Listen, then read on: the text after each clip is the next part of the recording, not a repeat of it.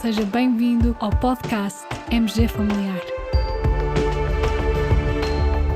Um podcast sobre temas pertinentes que nos fazem refletir e frequentemente com implicações para a prática clínica.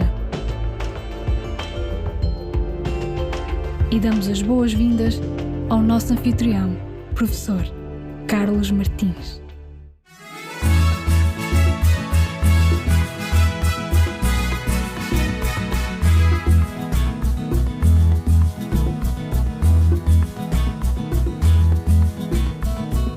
Num doente com diagnóstico de DPOC já estabelecido, se pedirmos uma espirometria de controlo, é necessária a prova de broncodilatação?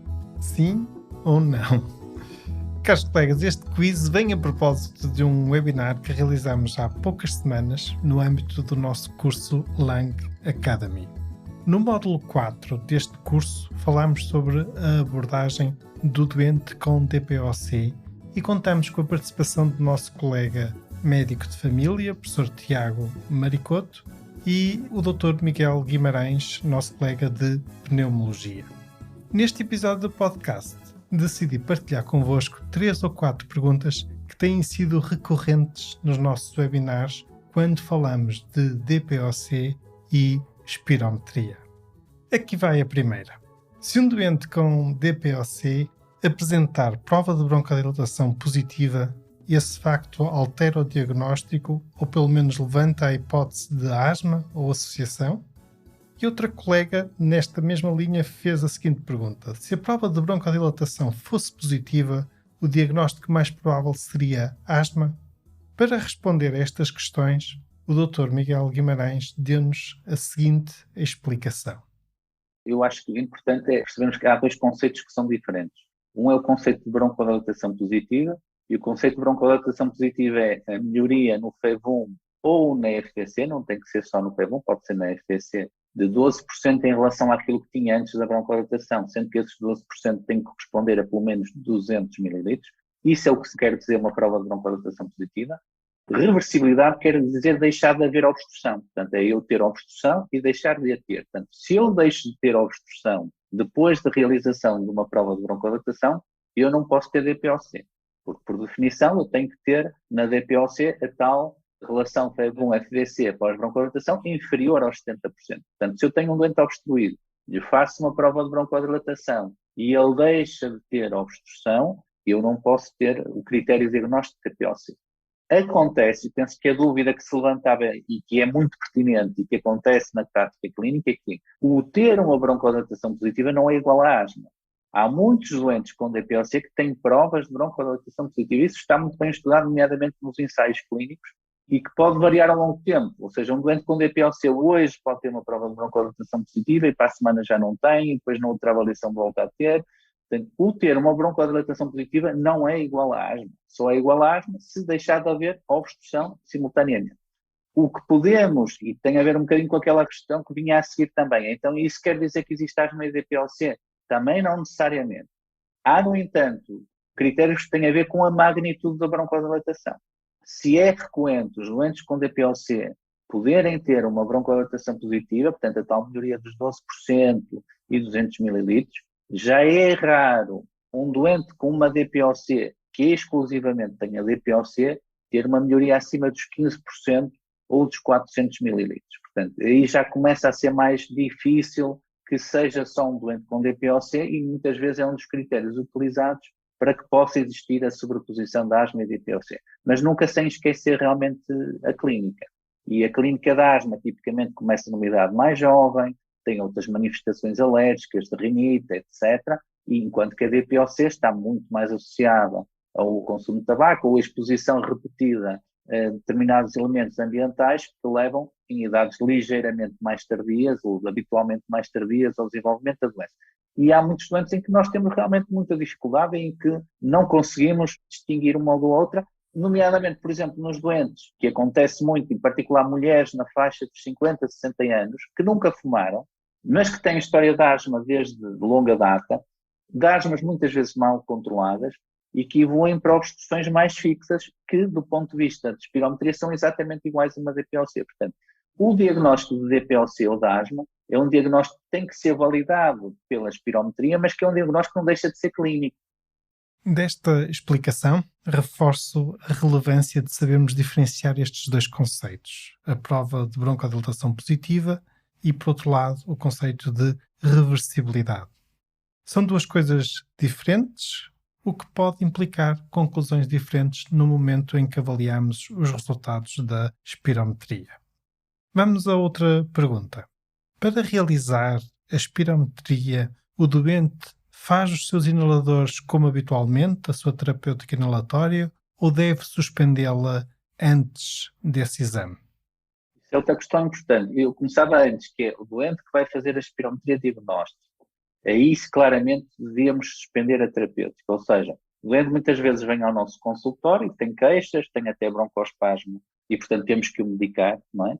Não vamos dizer, olha, vai fazer uma espirometria, volta daqui para um mês e continua a queixar-se, não é? Portanto, muitas vezes temos que, com base naquilo que é a nossa suspeita clínica, ou mais de asma ou mais de DPOC, depois de instituir uma terapêutica, sobretudo quando as queixas são realmente muito importantes, até a realização da espirometria. Portanto, essa primeira espirometria de diagnóstico, idealmente, deveria ser feita suspendendo a terapêutica broncodilatadora.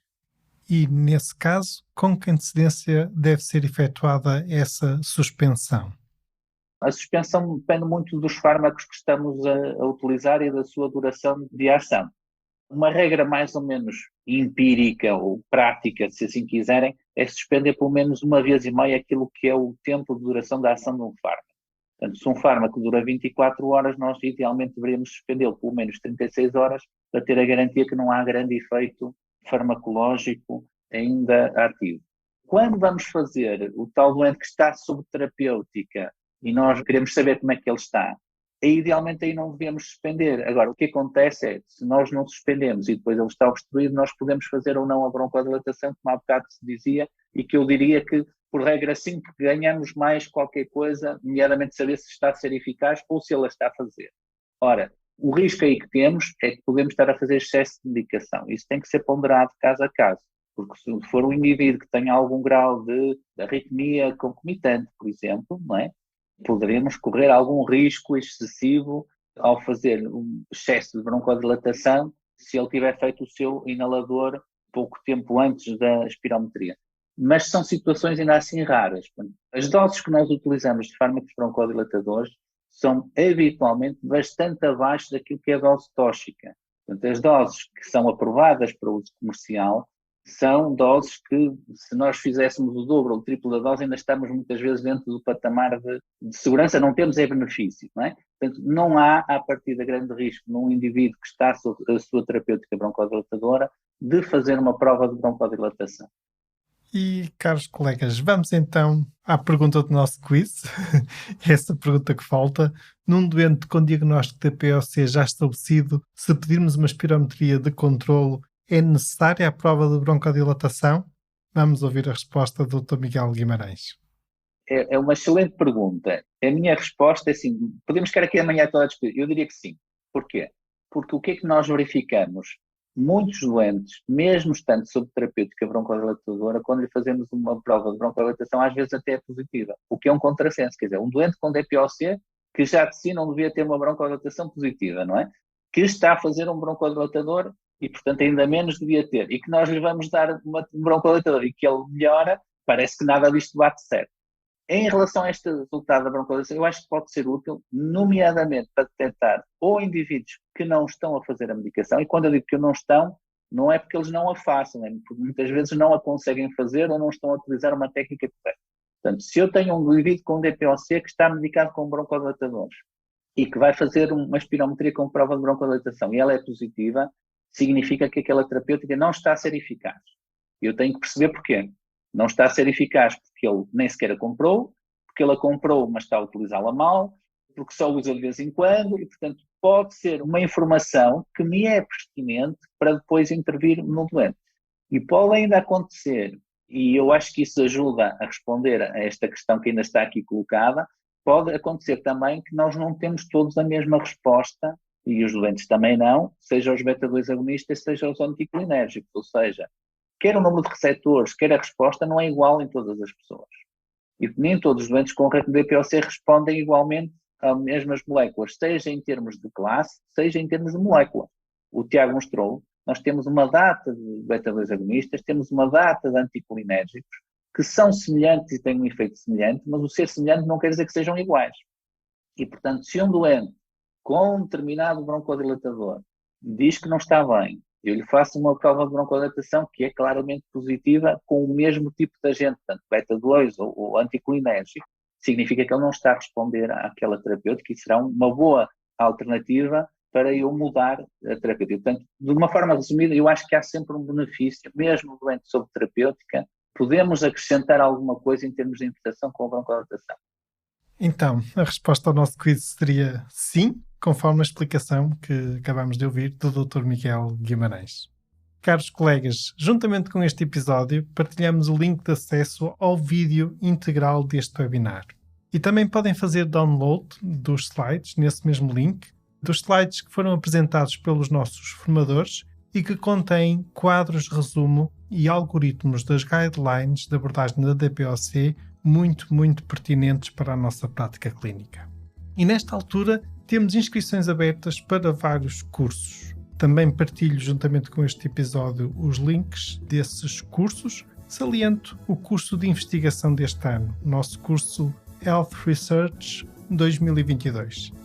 Neste curso, este ano, iremos ter temas muito pertinentes, nomeadamente um módulo dedicado ao estudo da nossa lista de utentes, de acordo com aquilo que é necessário realizar-se no internato de Medicina Geral e Familiar.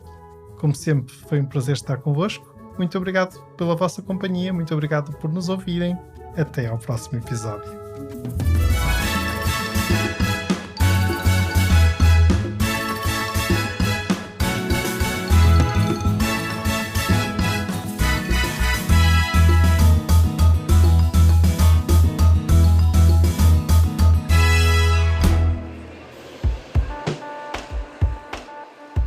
Terminamos assim esta edição do podcast MG Familiar. Muito obrigada por nos ouvir. Se desejar completar a sua leitura, muitos dos conteúdos abordados neste podcast estão disponíveis em www.mgfamiliar.net. Até ao próximo episódio.